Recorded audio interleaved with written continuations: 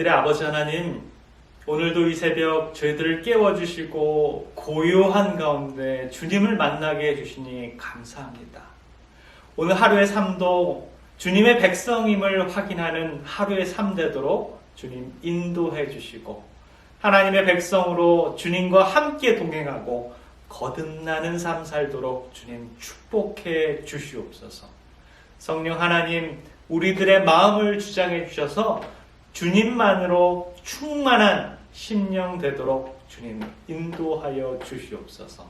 사랑 많으신 우리 구주 예수 그리스도 이름으로 간절히 기도드립니다. 아멘. 유직교회 성도 여러분 안녕하십니까? 제9가 벌써 5번째 시간입니다. 오늘의 제목은 가장 큰 계명입니다. 오늘 살펴볼 본문은 마가복음 12장 28절부터 34절에 있는 말씀입니다. 이 부분을 보면 한 서기관이 등장하는데요. 그는 예수님께 가장 큰 계명이 무엇인지를 질문합니다.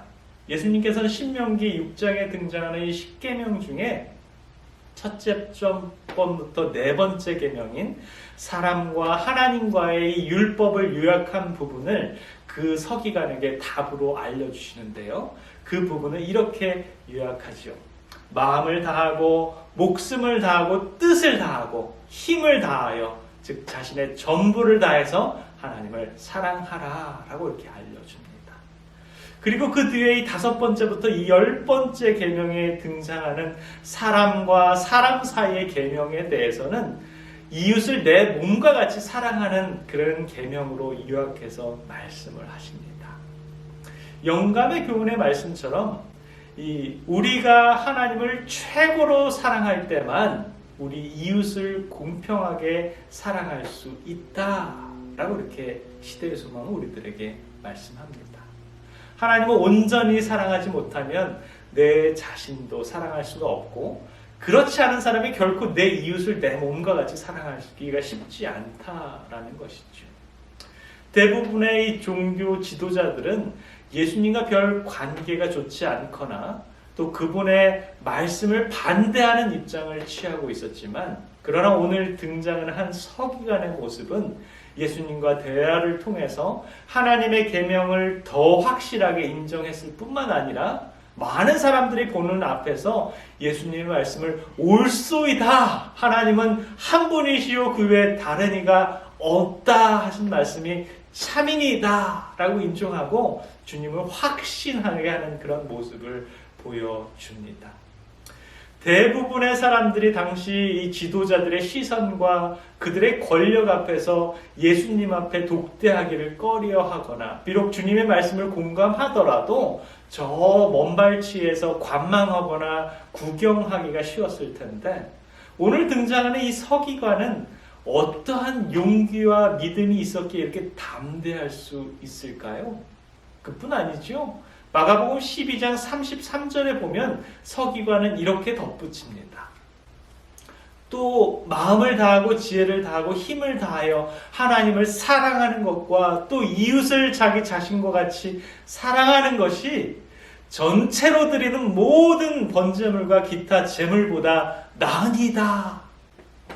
전심을 다해서 하나님을 사랑하고 이웃을 사랑하는 것이 제물과 번제를 드리는 것보다 훨씬 낫다라는 것을 강조합니다. 이 서기관은 하나님의 비밀을 찾는 것에 대한 답이 무엇인지를 잘 파악하고 있었습니다. 무엇이 참인지, 무엇이 거짓인지, 누가 메시아인지, 누가 적대자인지를 잘 아는 사람이었음이 분명합니다. 이 현 시대를 살아가면서 이런 사람을 정말 만나기가 쉽지 않죠. 아마 이 그 서기관은 교육 74페이지에 나오는 바로 그러한 사람입니다. 세상의 가장 큰 결핍은 인물의 결핍이다. 그 인물이란 매매되지 않는 사람, 저희 심령속에 진실하고 정직한 사람, 죄를 그대로 죄라고 부르기를 두려워하지 않는 사람, 마치 나침판의 바늘이 틀림없이 남북을 가리키듯이 양심이 그 의무에 충실한 사람, 비록 하늘이 무너질지라도 옳은 일을 위하여 굳게 서는 그런 사람들이다. 이 시대에 이런 사람 정말 절실히 필요합니다. 예수님도 그를 향해서 이렇게 말씀하십니다.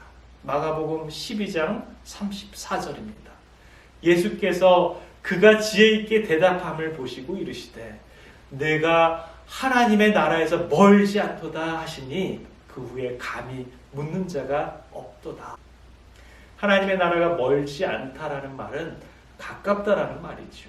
그러나 아직도 도착하지는 못한 그러한 상태입니다. 아직도 그에게는 갈 길이 남아있다라고 볼 수 있습니다. 시대소망 608페이지에 보면 그의 영적인 상태를 꿰뚫고 있는 말씀이 있습니다. 그러나 그는 그리스도의 거룩한 품성을 깨닫고 그리스도를 믿는 신앙을 통하여 의의 사업을 행할 능력을 받을 필요가 있었다. 산 믿음으로 그리스도와 연합되지 않는 한 의식적인 희생은 아무 가치가 없었다. 심지어 도덕적 율법이라 할지라도 그것이 구주와의 관계 속에서 이해되지 않는다면 그 목적을 달성하지 못한다. 이 서기관은 정말 하늘이 멀지 않은 그러한 사람입니다. 그에게 필요한 것은 시대의 소망 608페이지에 보면 약 3가지로 얘기합니다. 그리스도의 거룩한 품성을 깨달아야 했고요. 그렇게 함으로 예수님의 믿는 신앙을 통해 의의 사업을 행할 능력을 받아야 했습니다. 가장 중요한 것은 살아있는 믿음으로 예수님과 연합해야 한다라고 하는 것이죠. 그것이 하늘과 가깝긴 가까운데 아직 완전히 도착하지 못했다라는 말을 설명해 주는 듯합니다. 내가 하늘과 멀지 않다라는 예수님의 말씀을 들은 이 서기관은 그의 삶을 매일 예수님과 동행하리라고 마음먹지 않았겠습니까? 오늘을 살아가는 미주 재림 성도님들의 삶도 우리들의 매일의 발걸음이 주님과 동행하심으로 결국에는 하늘에 도착하시는 그러한 발걸음 되시기를 간절히 기원합니다. 기도하겠습니다. 사랑의 아버지 하나님, 오늘 우리들의 삶이 마음을 다하고 지혜를 다하고 힘을 다하여 하나님을 사랑하고 또 우리의 이웃과 사람들을 내 몸과 같이 사랑하는 그러한 삶으로 꼴주어지는 하루의 삶 되도록 주님 인도해 주시옵소서. 담대하게 예수님을 인정하는 삶을 살았던 한 서기관의 삶처럼 오늘 하루 우리들도 주님을 인정하고 주님과 동행하고 우리 예수님의 품성을 닮아가는 우리들의 삶 되도록 주님 축복해 주시옵소서. 사랑 많으신 우리 구주 예수 그리스도 이름으로 간절히 기도드립니다.